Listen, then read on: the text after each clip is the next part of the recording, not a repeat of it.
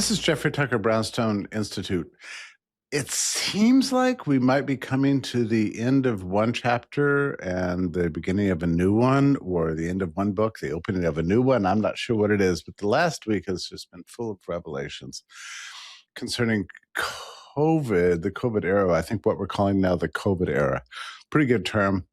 I used to call it the COVID pandemic. I'm not even sure about that anymore, so we just call it the COVID era. And just go from there. But the new transparency is overwhelming. It's like we've been in this strange time warp for so long that a lot of these revelations, even though they date from 5 and 6 years ago and longer, they seem so fresh and so brand new. We're getting them now from the form of the Fauci diaries and form of Ron Johnson's release of texts and so on. Is for me personally filling in a lot of details. I felt like I had pretty well formed a timeline, a theory of what happened, but all these releases have done nothing but reinforce a lot of what I thought I knew, and if anything, seemed to have made it the picture even worse. And sometimes I wonder, where's the bottom? How bad is it going to get? I don't know. At this point, it just doesn't seem to be a bottom at all. So I'm very thrilled to introduce you today to, well, I'm sure you know her, but she's Dr. Naomi Wolf, with whom I've been working on this code topic from very early on, and wow, do we have stories to tell.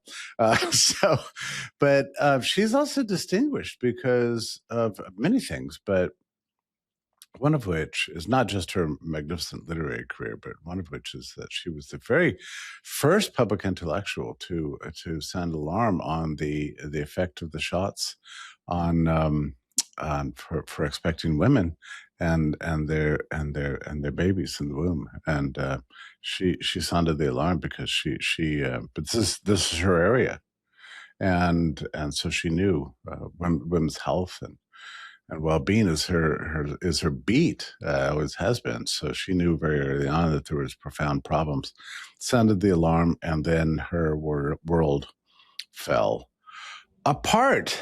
So we're going to talk about a little bit of that. So glad to have you here, Naomi. Good to see you. Well, it's wonderful to see you, Jeffrey Tucker, and thank you for that very kind introduction. Well, and here we are. Here we are all these years later, right, Naomi? My goodness. Yeah, it is surreal. I mean, I feel like you and I and a handful of other people have kind of stood still in kind of post-Enlightenment consciousness while recent history has done a 180-degree revolution around where we're standing. And I'm proud to have stood with you and that handful of people, but it is like head spinning to see things buried coming to light, things that we were canceled and smeared and attacked for, bringing to public awareness, even as a matter of just discussion, canceled for, punished for, proven true. It's maddening to have the Wall Street Journal and the Daily Mail 4 years later, 4 years after I began sounding the alarm about women having menstrual symptoms after receiving the injection, which any idiot knows is going to lead to reproductive problems, drop in fertility, and so on. And then working with 3,500 doctors and scientists as volunteers under the leadership of Amy Kelly, the War Room, Daily Clout, Pfizer Documents research team, starting in early 2022, being the first group of scientists and doctors to publish report after report after report about high miscarriage rates, miscarriages buried in the Pfizer documents, damage to ovaries, damage to placentas, drops in sperm counts. Like starting in end of 2022, 2023, I was saying the centerpiece of the Pfizer documents is an attack on women's reproduction. Mm-hmm. And now, Dr. Fauci, it turns out they went after us so hard because Dr. Fauci had texted that essentially to Rochelle Walensky in January of 2021, and they went ahead and rolled out the abortifacient injection. So they were seeking to cover up a massive crime. You said 4 years. I think you mean 5. Am I correct about this? When, help me on the timeline. When precisely did you send the offending tweet that Well, yeah, ruined your life? you're right about that. I sent the offending tweet, I think, in May of 2021. And then by June of 2021, I was canceled. But Missouri versus Biden discovery shows that the CDC and a number of bad actors in the Biden administration were circulating my tweet warning women about menstrual symptoms as an example of what to cancel. They literally said, "Bolo this, be on the lookout for this." And so I was deplatformed and smeared as a crazy person in June of 2021. Then in early 2022, You I started the research. convened the 3,500 doctors and scientists, and then they And began these publishing in 2022. and Sorry. these Pfizer documents, they were not supposed to be released for. Am I right? Like, how many years? Well, the FDA, which had them in custody, which shows that the corruption, the evil goes all the way to the top, because the FDA had all this documentation of, at one point, 82% of the women having lost their babies after receiving the injection. They asked the court in lawyer Aaron Series' lawsuit to release the documents. They asked the court to keep them hidden for 75 years. Someone has said nothing says transparency like asking the court to keep the evidence hidden till we're all dead and gone. But the judge did not agree. And so 450,000 documents were released. And at that point, as a journalist, I knew that they would be lost to history unless we could crowdsource experts to read through them, because they were so voluminous and so technical. No journalist could lift out the headlines. And that's what this group did for the next 4 years. So yes, the publication started in 2022.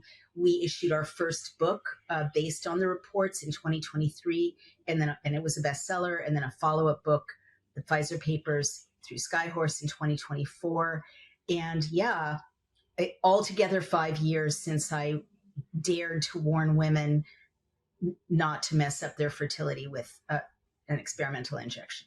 It's all so difficult to reconstruct this thing in my mind. I don't know if you do this, but I'm always reconstructing the timeline. But you're like, what the hell happened to us? I'm like, okay, Well, this happened. otherwise it's like, otherwise you think, was I in a fever dream? Right? Yeah.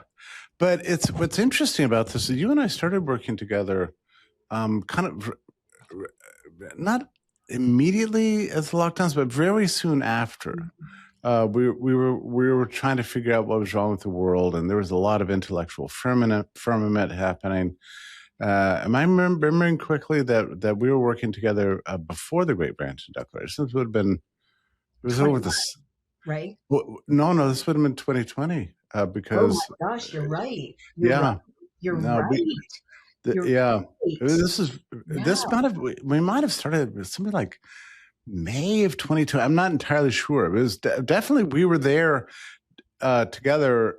This is at Great Barrington at the heart of when the whole world was just gone. It was just madness all around, and we were trying to figure out how could everything have broken so suddenly and completely, and not just where we were, but all over the world.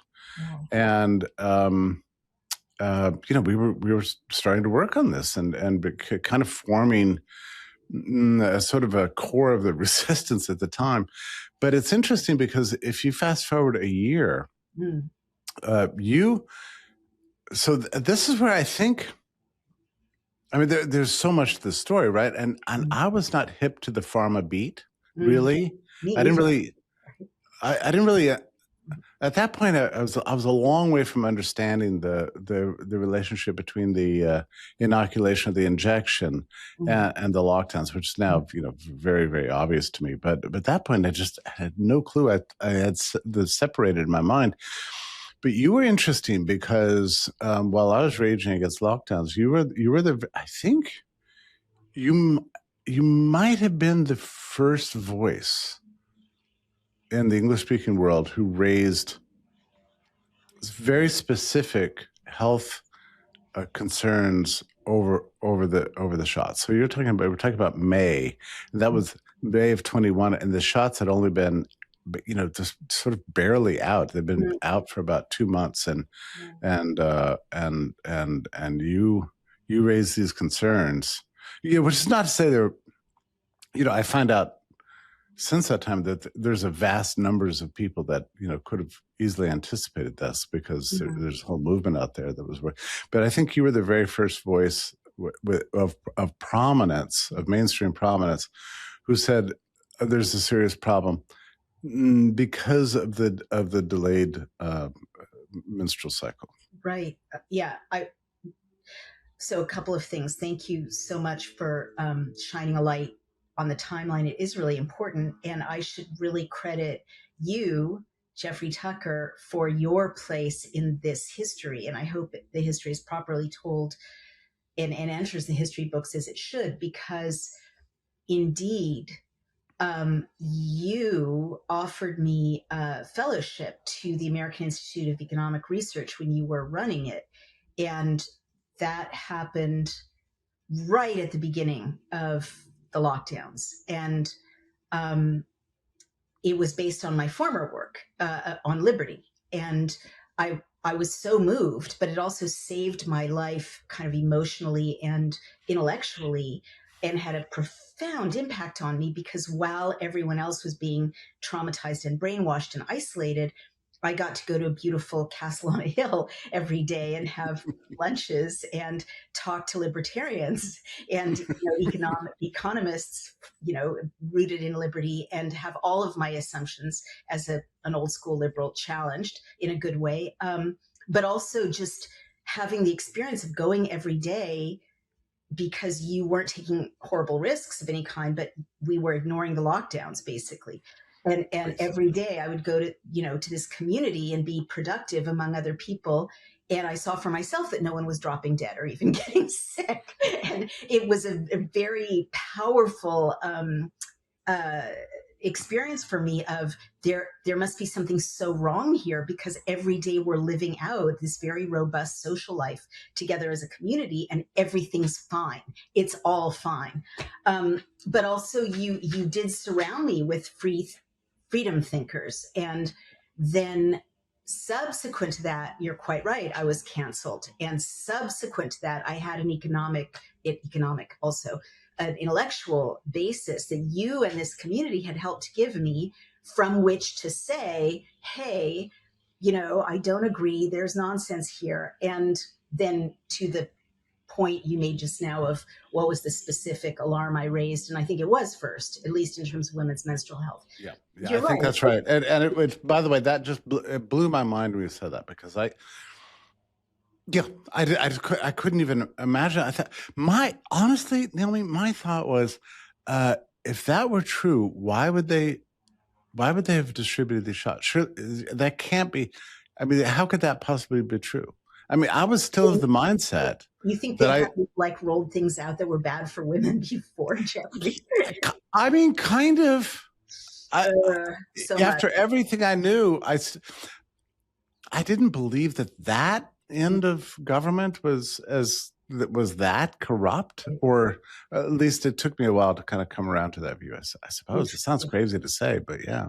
Well, I wasn't even, when I first raised the alarm, you're really right to situate it in the context of my whole work. Like, for decades, I've been writing about beauty images and anorexia and bulimia and, childbirth and just the various stages of women's life and sexual health. I wrote a book called Vagina about the female reproductive system. So I know a lot about the female reproductive system. And in the context of that, I was alerting people the way I have for, breast implants. I was completely ahead of the curve in warning people about silicone breast implants for exactly the similar reason. I was listening to women saying, hey, I had all these, reactions when I got silicone breast implants. I had to have them removed, and then I looked that there were not warning labels, for the silicone breast implants. And then finally, the FDA pulled them off the market, as you may recall. And so that was my experience, that, oh, sometimes there's a mistake and you just have to listen to women, and then you alert the, the world, and then, they correct it. But that was not what happened this time. But I just do want to say about this particular symptom, as a journalist and as someone who has spent a career writing about women, and their bodies, when you hear multiple women independently say the same thing, which is kind of an embarrassing, weird thing to have to say, like, my menstrual cycle's all messed up. And it's not just delayed, for God's sake. I don't want to like gross out your readers, but it's horrible, horrible injuries beyond that you can't even believe. When multiple women say it independently, there's a story there. There's some causation there that needs to be looked at. But also, like, it's this really came from my having written a book called Misconceptions about childbirth in America. It's so hard to have a healthy baby and to deliver safely. So many things have to go right. It's so hard to be fertile. So many things have to go right. So many things can injure human female fertility, that to me, just seeing multiple women saying, hey, my menstrual cycle hasn't been the same in this horrible way since I had this injection, it was obvious to me there was going to be a catastrophe about miscarriages or fertility or stillbirths, or all of them down the line pretty quickly, because these things are intimately tied together. You can't mess with women's cycle without messing with their ability to have babies. We all know this. We knew this in 8th grade. Yeah. Well, I'm not sure I did, because it's a concern that women are particularly attuned to, right? But so you say this was from talking to other people. Like, how did you get this information? Just, the normal way as a feminist nonfiction writer, I get information. Women were saying it on social media, and again, as a reporter, it's like rape, or child abuse by relatives. It's not fun to talk about, right? Women don't want to say, I don't want to gross anyone out, but they don't want to say things like, I was hemorrhaging. They don't want to share that, right? So if multiple women are sharing that, there's a story that you have to investigate. Yeah. I guess I'm kind of like baffled. I just said to my mom, whom I'm visiting, I can't believe all these people had their, careers destroyed. I was thinking about Mark Stein, who literally had his show removed from him by Ofcom because I showed up on it and accurately warned about damage to. No, I hope that everybody's listening to this and appreciating the fullness of what you're saying here, because it was when you sent that out, it was like something you were not, for some reason, not supposed to say. And did you know at that moment the extent to which you were not supposed to say that when you said it? No, obviously not. What a bizarre time. Like, how, well, just to finish that sentence, I said, I can't believe so many people's careers were destroyed for warning women how to not miscarry their pregnancies, by taking in an experimental injection. Like, how could that be bad, right? How, in a normal world, a world not of nightmares, Jeffrey, it's not a bad thing to say, hey, we've got evidence that this could pose some risks. If you're pregnant, think about this. Here's the evidence, right? It's not scaremongering. It's just like, here's the evidence. You might want to know this. And people were destroyed. Mark Stein's career was destroyed. I've been wiped off the annals of all British. My books aren't published in Britain anymore. I've been so completely erased. And so many people were destroyed. But anyway, it became unsayable, but we now know why it became unsayable, because in January of 2021, Dr. Fauci had texted Rochelle Walensky saying, we know this is an abortifacient, essentially. And so he committed the crime. They all knew it was a crime, and now they had to kill off reputationally the people whose work might uncover the criminality of what they'd done. Yeah, they made it more. The more true something was, the more they made it a taboo to say it. Well, look at you. Like you were literally taking, three unbelievably distinguished epidemiologists in the various fields they're from. I don't recall if all of them were epidemiologists, and, Harvard, Oxford, and Stanford, and issuing a statement based on decades of public health knowledge about, the collateral damage of locking people away, especially children. And in a normal world, that is a debate position, and we can debate it. But yeah, you and I entered the world of the unsayable, a chamber of horrors of things you can't say that are like totally reasonable. Even if they're Totally. wrong, they're reasonable to bring up. That's how you get to right? By arguing it out. But no, there were like, no, you can't. You're a crazy conspiracy theorist if you talk about menstrual damage. You're a crazy conspiracy theorist if you bring up miscarriages. How dare you? Will take you down. And Dr. Fauci was behind these. Yeah. And these evildoers were all like texting and emailing each other. How do we take this guy down? How do we shut these people up? Let's lean on Twitter. Let's lean on Facebook. They were conspiring. They're the conspirators to silence reasonable people like you and me, and Dr. Bhattacharya and Dr. Kuldorf and Dr. Gupta. They even invented a term. Am I correct about the use of this term? There's misinformation, disinformation, but there's malinformation, which, am I right? That malinformation means true things that you shouldn't say. Oh, really? Yeah, I think. Yeah, I think that's, it's like why Ofcom like penalized Mark Stein and me. It's not that it was untrue; it's that I caused distress by saying it. It's like in one of my early essays, I say hypocrisy is the position that truth is in poor taste. Yeah, I mean. But you know what, Naomi? So, but your intellectual gifts came into play, and I don't think you should underplay this because, I think your history on the what used to be called the left. I don't even think these terms mean anything anymore, but at least that's you used to think of yourself on the left.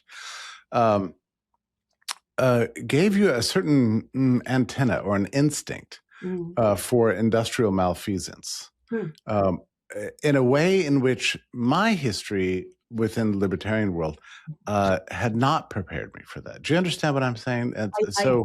In other words, your philosophy is based on people acting as individuals, so you're not inclined to think of large groups behaving in concert to do bad things. Well, and especially industry is supposed to serve the public. I mean, that's even big business is like they got big because they have products to offer people. So there's a bias within my intellectual tradition to kind of to give industry a pass. I'd like to say, well, mostly it's okay, right? So I was not inclined to believe that this was some kind of plot by large pharmaceutical companies to inject people. I mean, it was not on my bingo card, I guess. And I think so. But you were very hip to this. And then after all the upheaval, I think we had come together at your place in New York along with a big group of people. We were all sitting around. Even at this point, at some point, I'm going to say I think it's as late as 2022. There's still raging debates about like who are the malefactors and what are they up to, and but you've always had this sort of this intuition that it was an industrial plot, and in a way in which that I'm totally reconciled to this now. But at the time, it escaped me slightly. Well, thank you. I do see that coming from the left, because the left has a history of moving in concert. We're quick to say, look, Monsanto is behind, etc. We notice that, but I would gently push back at your kind of crediting me or your sense that I had this theory fully developed in my head, because I really didn't. I mean, I do remember being at AIER and realizing, actually, thanks to the work of Wendy Ratcliffe, our mutual friend, who I hadn't been caring about pharmaceuticals at all, except for the few cases where I knew the pharma industry hurt women. But she alerted me through a documentary she made to how faulty the approval process is of pharmaceuticals. And then I do remember kind of slowly realizing, oh, there's something really wrong with these injections. And you and I didn't see it the same way at all. And I wasn't pushing. Even Dr. Bhattacharya at that point didn't. No, and Wendy, sorry, Naomi. The part of it, it wasn't that it wasn't that I thought you were wrong. It wasn't where it's that I did not want to think like that. Oh, I don't either. But to just wrap up this point about collectivists, is it an industrial conspiracy?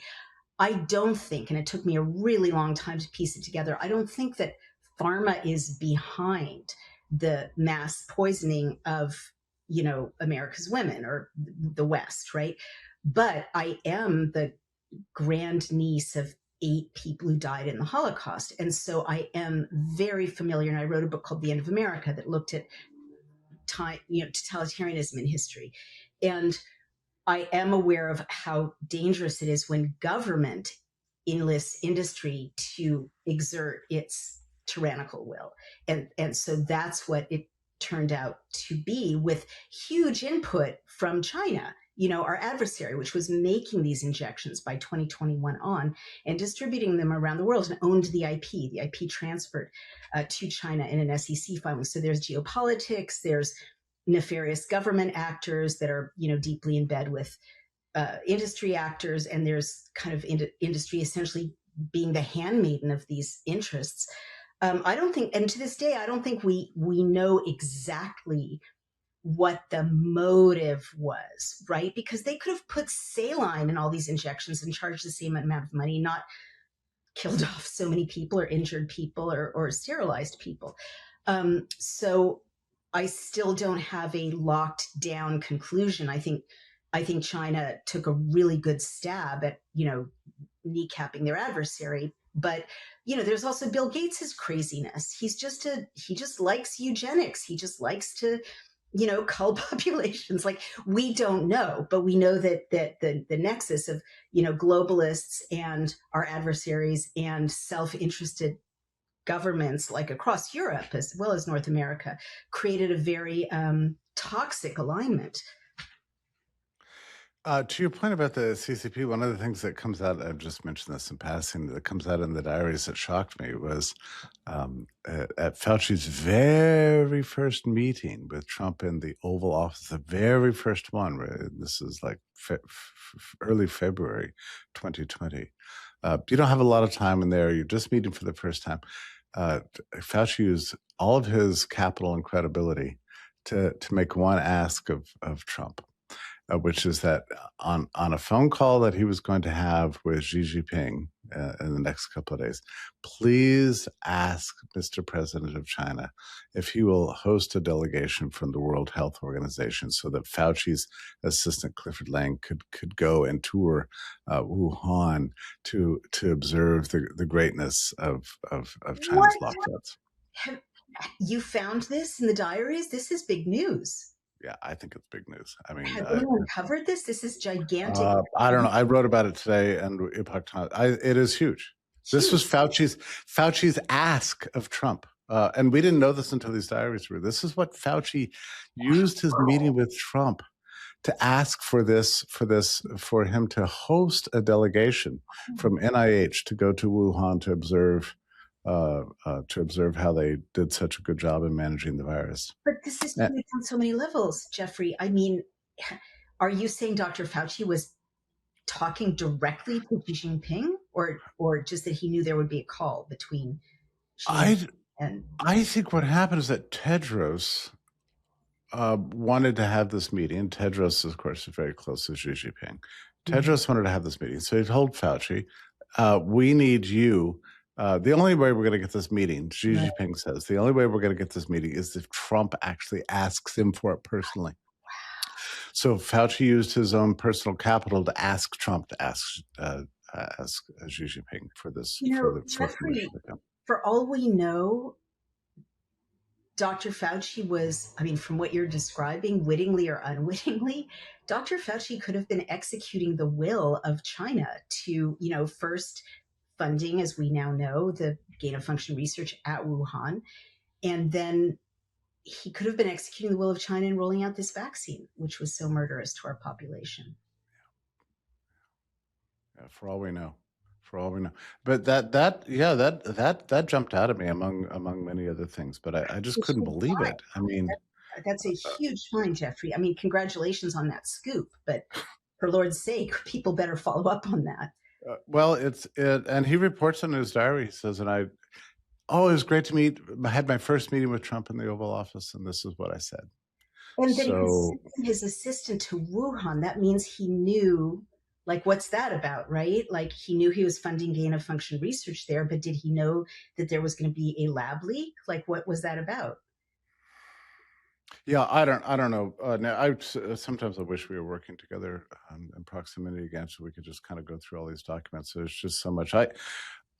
My sense is that Fauci had known about the lab leak for at least half a year before, at least from mid 2019, if not earlier, but that he had hoped to bury SARS-CoV-2 within a flu outbreak, which is why he was warning about the bad season of flu back in January, until the CDC says, "What are you talking about? That's not even in the data here. Tony, you're just making stuff up here." And then of course that was plan A. Plan A failed because the news got out about that. Now listen, wait, go down for just a minute, Jeffrey. What was the date of Fauci asking President Trump to facilitate this? So I don't want to be too precise about it because I might mess it up, but it was in the first 9 days of February. So I'm going to say, it was between February 4th and February 9th. I have to look precisely, but you can just look it up in 2020. And you're just reading through, and he has his first meeting in the Oval Office with Trump, and Trump's giving him credibility because everybody around Trump told him to. And he says this was his ask of Trump, that on his call with Xi Jinping, that he asked specifically for a delegation from NIH to come to tour Wuhan.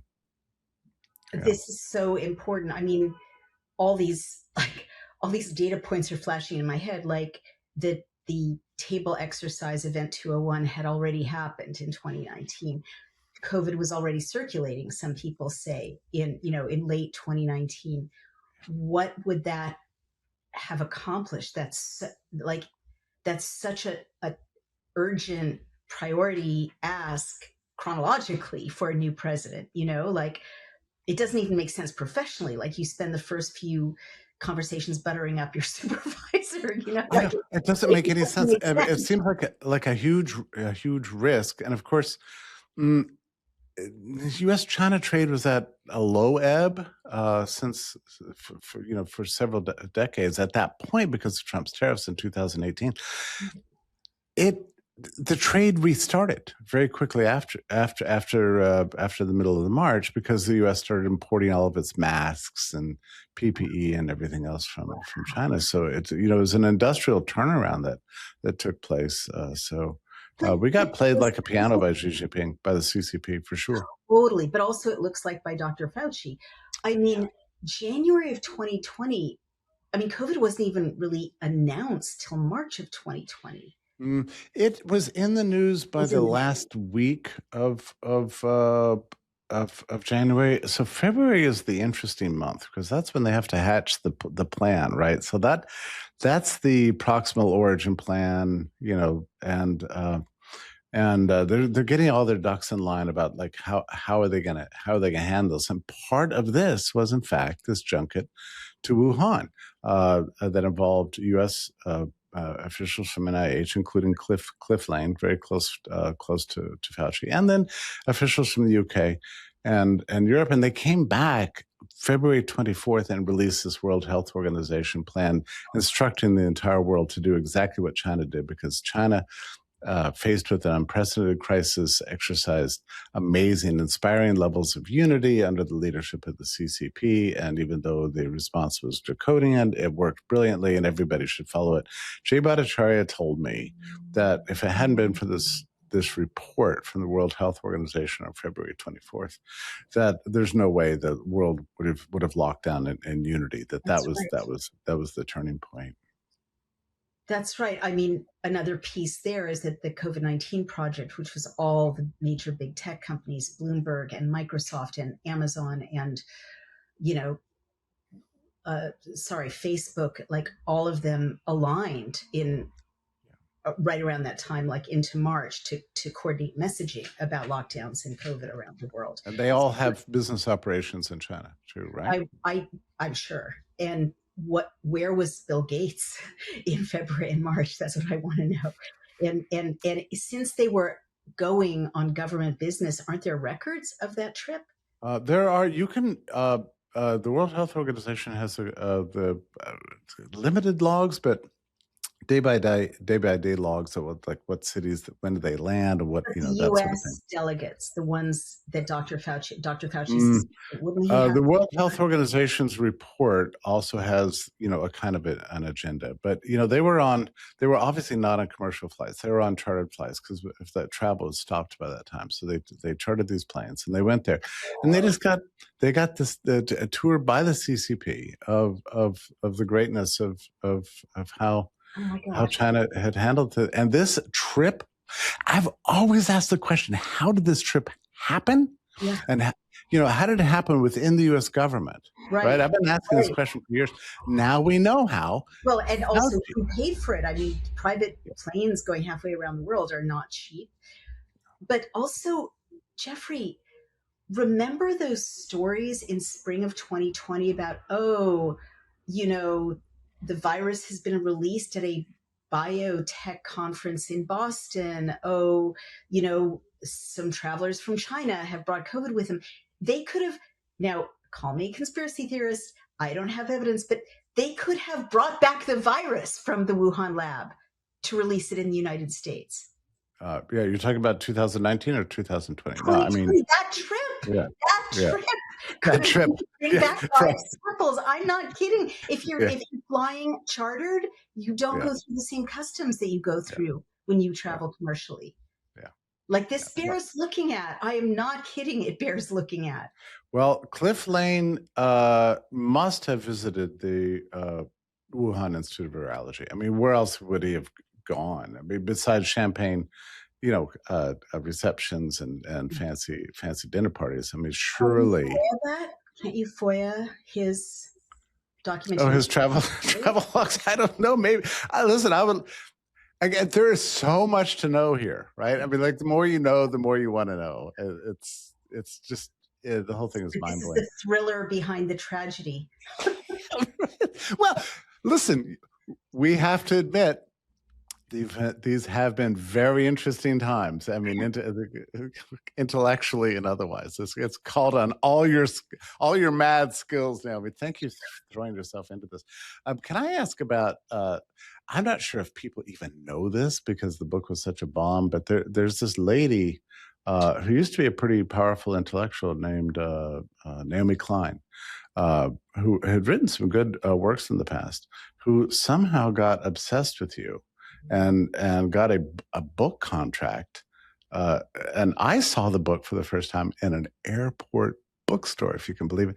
It was an entire book about you. This actually happened. I had no idea just how hilariously legendary this book was in some circles. I'm a little bit gobsmacked to learn that. Which also raises, do you have a big theory about how it came to be that the organized left at the highest levels became so compromised by pharmaceutical money? If that's the explanation. Yeah, I mean, unfortunately, that's pretty easy, and I addressed this question in my books, The Bodies of Others and Facing the Beast, the 2 books I wrote about the COVID drama and the pharmaceutical drama pursuant to the COVID drama. Basically, because in the United States and New Zealand, there are no laws preventing pharmaceutical companies from advertising directly to consumers, we have a situation in America in which pharma basically underwrites our media, like CNN, legacy media. Majority of its budget in some cases comes from pharmaceutical advertising. That's why when you watch CNN or MSNBC or other news outlets that you might not ordinarily want to subject yourself to, there's just ad after ad about some weird arcane disease, and then it says ask your doctor, ask your doctor. They don't really care about asking your doctor or even informing you about that disease. It's just a way to transfer millions of dollars from pharma to CNN with the implied understanding that there won't be negative articles about pharma. In fact, there will be laudatory articles. And those, why do they veer left? I don't really know the answer to that, except that it seems to be in alignment with kind of a Western lockstep institutional capture situation that has been dragging us all toward a far left future, even though organic sentiment, grassroots sentiment in various countries in the West is not necessarily aligned with that. There are other reasons. The Gates Foundation found ways to pay off outlets like the BBC and the Guardian and even the New York Times by funding public health information. And they did that abundantly. I think the BBC got 55 million just prior to the lockdowns and the mandates. And so these outlets were already compromised. And you notice that in the COVID years, the people who could do some of the best reporting about lockdowns and then about pharmaceutical dangers was being done by non-journalists and independent outlets, certainly Brownstone, right? I'm not saying you're non-journalists, you guys are journalists, but also economists and thought leaders of all kinds. But not academics, not high-level professionals, not from the elite ruling class commanding heights. I mean, all of us were sort of independent intellectuals or researchers. Right, exactly. And then, look at people like Dr. McCullough or, he's a cardiologist, or Sasha Letapova. She's a, former pharma executive, or, I could go on, but the people who were not captured were free to, or, even my 4,500 doctors and scientists, they're not professional journalists, but they outdid the New York Times and the Washington Post, which just kind of parroted talking points from the administration. And then you have, lastly, and again, Missouri versus Biden shows how they did this, you have direct, unconstitutional, illegal pressure from the government on these platforms to censor people like you and me and Dr. Bhattacharya. And that's the greatest power on earth, the American government, telling private industry, you have to suspend their First Amendment rights. And you may know that I was a co-plaintiff with President Trump and a number of other plaintiffs in a lawsuit against Twitter, now X, and against Facebook, now Meta, and we were successful. They settled because they suspended our constitutional rights. Yeah, and one worries, I guess we're better off now than we were in the depth of lockdowns and mandates, but still, the whole surveillance state apparatus, it ratcheted up, and it's not fully gone back to what it was before. No, indeed. Are we better off? That's an interesting question. I miss the pre-2020 world. I do. But I also think, thank God, there were, again, a handful of real heroes.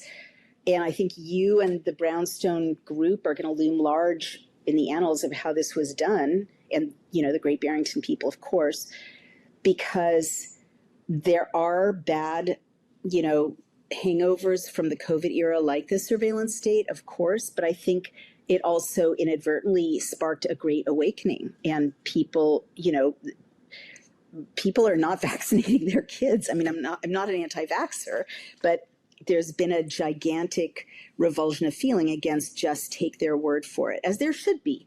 I think people are skeptical now of like, is going to an Ivy League school the very best thing that can happen to your child? When they say don't ask questions, double check. What about the legacy media? Like, they're collapsing, and entities like Brownstone and Daily Clout are booming. People don't trust the Wall Street Journal. Well, the Wall Street Journal maybe, but not the Washington Post, not the New York Times. But even I was going to say also the Wall Street Journal was part of the problem. When you talk about capture of the left. I mean, it's also there was a capture on the right to which I was very sensitive. I mean, every time I see National Review raging against Fauci, I think, wait a minute, you guys actually endorsed the lockdowns. I mean, they editorialized for basically at every point for everything that was happening, and now they just pretend to be against everything. And the Wall Street Journal, it just cannot bring itself to give any negative coverage to big pharma. So the capture is kind of complete in a way, and broad. It's not just to the left, right? No, it's not just on the left. And you're sparking so many memories. I mean, I remember I was there when day by day, you and Brownstone, or pre-Brownstone, you and AIER were bravely kind of editorializing for liberty, and right-wing entities, including right-wing kind of funders, I'm not going to name names, but they were putting a huge amount of pressure on you. Yeah, the pressure that I dealt with in those days, it was far more vast than I wanted to admit at the time, and the plot was very extreme.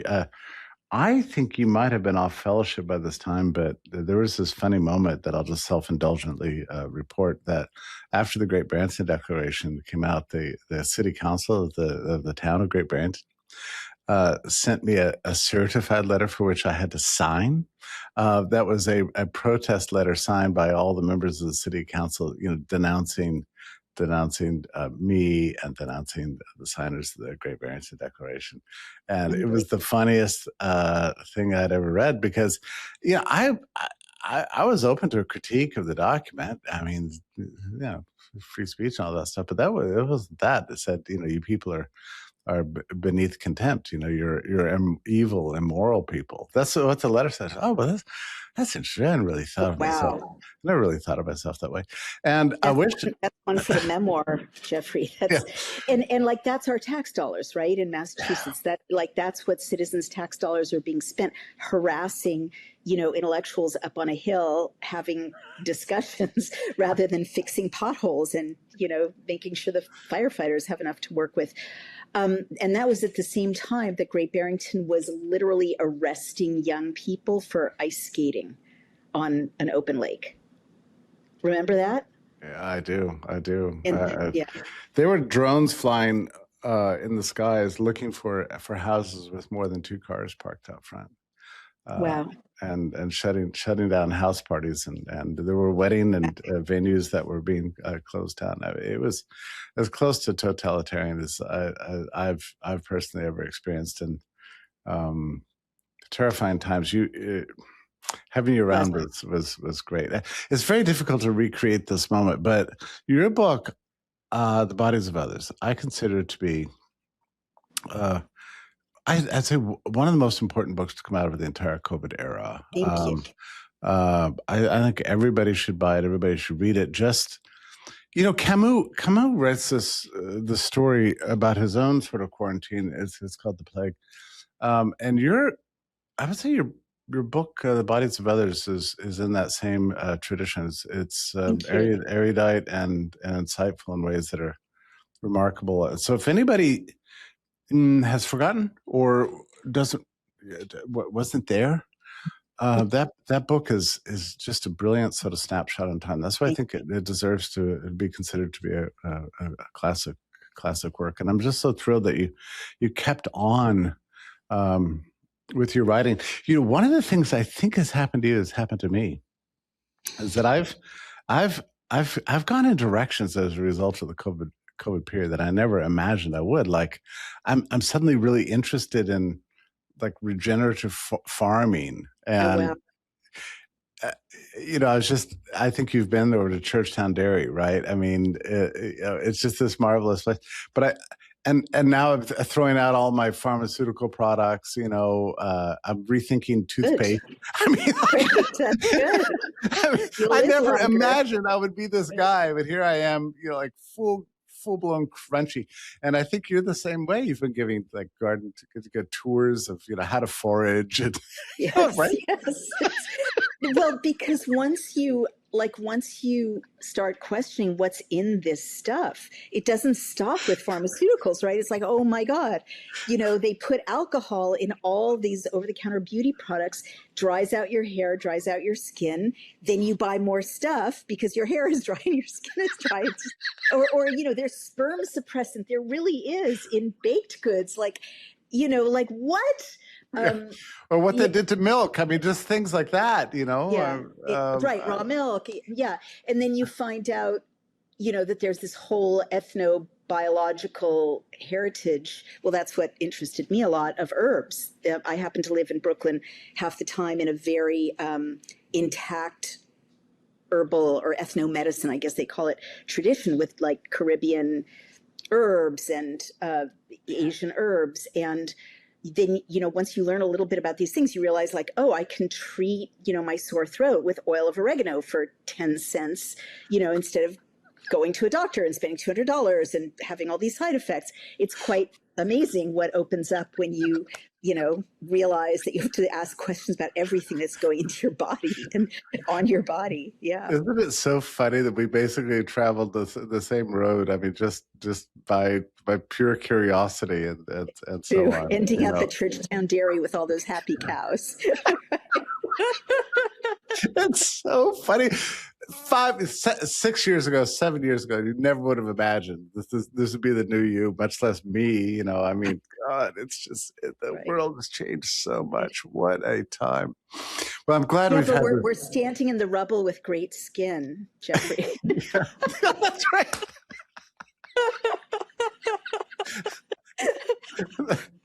and hopefully longer lives than we otherwise would have had if we had gone along. So right. There's that. So wow, what a pleasure this conversation has been. I can't even believe how wonderful and thrilling it's been to be with you, Naomi. Thank you, and thank you for letting me give credit to this incredible army of researchers whose work really shouldn't be overlooked now that there's a rush of consciousness about the fact that they were right all along. They showed your history, and so should you and your colleagues. And I'm proud to have been there with you. So thank you. What a remarkable time! What a Indeed. Remarkable time! And I feel like there's one other thing I just wanted to ask you before we end this, and I think it has something to do with. I guess it has something to do with intellectual courage, for lack of a better term. You and I and others, many others, took a direction that was different from what our traditional colleagues took, Mm-hmm. and I'm still not entirely sure why that is, or why so many people went along, and why just a small group said no. Do you have any reflections to offer on that? Well, I've thought a lot about that, of course. And there's an essay I wrote about the subject called "I'm Not Brave, You're Just a Pussy." Sorry to use bad language. You can bleep it out. But I have thought about it because I don't think we're born with courage. I think it's kind of a cop-out for non-courageous people to say, oh, you're just brave, because it's like, like you're blue-eyed. No, it takes a huge amount of, I mean, I was in fear the whole time. I'm still in fear, when you take on these giant interests. And it hurts to have, I still want my reputation back. I still do. I still, grieve the place I held in Western letters. But I think there should be a psychological study while we're all still alive of the people who held fast to the truth, because I'm sure there are things that unite us. For example, I think probably disproportionately we believe that we're, in God. And I know one turning point moment for me was when I interviewed Jay Bhattacharya very early on. And I said, like, why are you doing this? Why are you taking on all this risk to your reputation to warn people about lockdowns? And he said, well, I'm a Christian. Like I have to, like it was that's so certainly moving. true for him. Yeah, that I agree with that. And even now, when you see him on TV tangling with crazy reporters on Face the Nation or whatever, you can see this sort of heart of gold, there. Oh, yes, so true. I mean, I remember he turned me toward there's more here because this sterling person, is standing up for it. But otherwise, I think it's funny you're asking this because I'm reading a group biography of the Warburgs, and we're in Germany in the early 30s, and the people, and you see a very similar time, all these socialites and academics and heads of businesses aligning with National Socialism, and then some people just didn't. And up and down the economic ladder, they just stubbornly didn't. And they may not have lived long, but why didn't they? And some of them were pure intellectuals, and they just couldn't go along with it because it was stupid, right? It was stupid. It was like a stupid ideology that, these people, because they're Jewish, can't, love Goethe or, contribute to Germany. Like, or they just like the author of, like, Victor Klemperer, the author of I Will Bear Witness. He was a teacher of French literature in Germany, and he was Jewish, and he just hung in there because he believed in literature. He believed in the humanities. And I think that is something that definitely united, like, your very stirring speeches at AIER and the depth of all of this. And my own thought process is maybe some people truly believe in science and wouldn't let that go. And I would say that's, Scott Atlas, Bhattacharya, Kulldorff, those people, like true scientists, Harvey Risch, they're not going to go along with non-science because it's not science. But people like you and me, I think I'm not going to speak for you, we believe in humanity. We believe in the humanity of the humanity. We believe in a higher purpose. And we, for journalists, the few of us who stood fast, we believe in the truth. And you can't just fudge it, if you're asked to. You can't. If you really believe, if you're a real intellectual, and there's evidence that something is happening, you have to tell people. You can't just say, oh, I didn't see that, right? Because intellectuals have to care about the truth, or they're not intellectuals. So that's my answer to you. There's this funny moment where Oscar Wilde has a scheduled meeting with Cardinal Newman, who at this time had converted to Catholicism from Anglicanism, and Oscar cancels the meeting and instead sends a box of white lilies, right? And he writes to a friend. He says, look, I couldn't go to this meeting. If I did, I feel certain I would convert to Catholicism, and I can't do that because if I do that, I have to give up the two things I love the most: money and social position. Okay. Very funny, but in a sense, it's right. Those are the things we love the most. And standing up to the COVID regime was always going to be a risk to your social position and to your financial flows. It just so happens that I think you have to be willing to give up take a risk of giving up one or both of those things in order to have said the right thing. Yeah. Oh, by the way, Oscar eventually did convert to Catholicism. Wow. Well, you can't hold fate at bay for very long, I guess. I mean, I must say one last thing, if I may, which is because I had studied the rise of totalitarianism so closely, and because of my own family history of all these murdered great aunts and great uncles, I did know and recognize deeply that, standing up and losing reputation, position, money, whatever you're going to lose now is less risky than not standing up to it and then going to the quarantine camp and then whatever's next after that, the medical murder through remdesivir or whatever. So that was also a calculation for me. And by the way, when this study is finally done, a disproportionate number of truth tellers come from ancestors who have been genocided. Like a disproportionate number are Irish or descendant of African or Caribbean American people who were enslaved, or Jewish or Armenian heritage. So I think that's very interesting too. Other genocided peoples. They know it can happen. They know it can get worse. Yeah.